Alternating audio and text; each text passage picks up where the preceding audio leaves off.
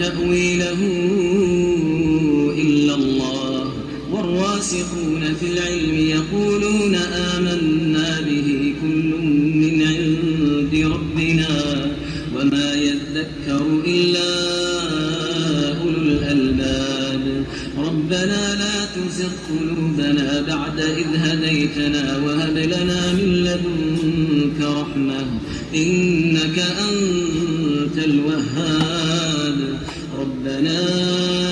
إنك جامع الناس ليوم لا ريب فيه إن الله لا يخلف الميعاد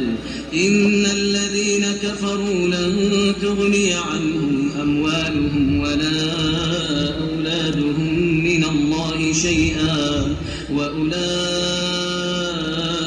هم وقود النار شهد الله أنه لا إله إلا هو والملائكة وأولو العلم قائما بالقسط لا إله إلا هو العزيز الحكيم إن الدين عند الله الإسلام وما اختلف الذين أوتوا الكتاب إلا من بعد ما جاءهم العلم بغيا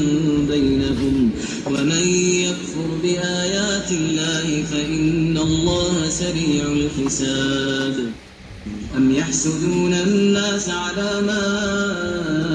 آتاهم الله من فضله فقد آتينا